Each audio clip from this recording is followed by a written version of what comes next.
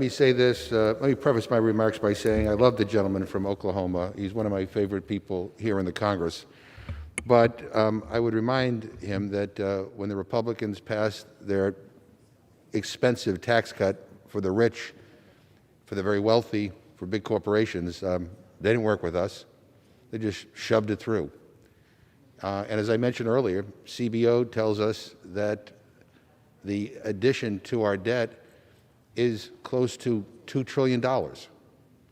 And that's after taking into account any potential benefits from growth. I didn't like that policy. I still don't like that policy.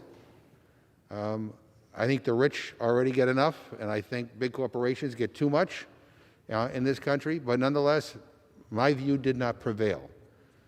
And then when we had to vote on the debt ceiling, the issue was, do we pay our bills? Now, I love this this is a quote from the distinguished minority leader, Kevin McCarthy. Let me read it. It says, when the United States makes promises, it keeps them, which is why the House voted today to avoid the threat of a debt default. And that was several years ago. But he's right. When the United States makes promises, it keeps them. I didn't think that that was a partisan issue. I didn't think that that was controversial. But look, here we are in Washington.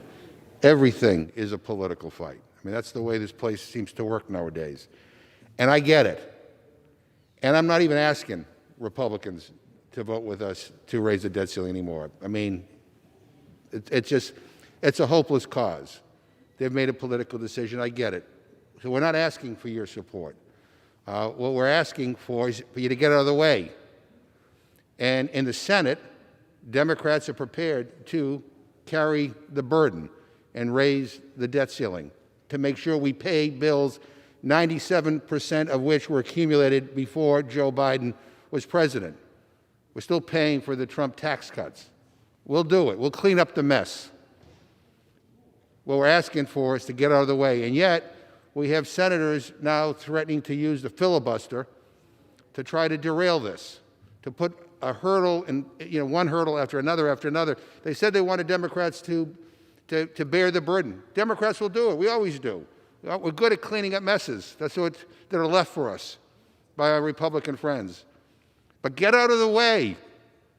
Get out of the way and let us do what the American people expect us to do, and that is to pay our bills.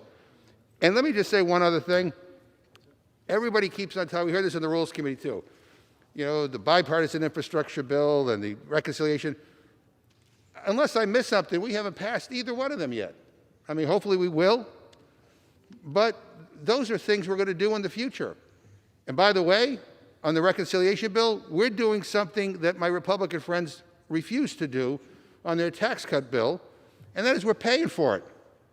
So we understood the issue of the debt, I guess, long before they did, or at least we're more consistent than my Republican friends are. So in any event, I would just again say to my friends, we're not even asking for you to vote for this anymore, because I know that's a hopeless cause at this point. We're just asking you, get out of the way so we can get this done. I reserve my time. Gentleman reserves. Gentleman from Oklahoma is recognized. Thank you, Madam Speaker.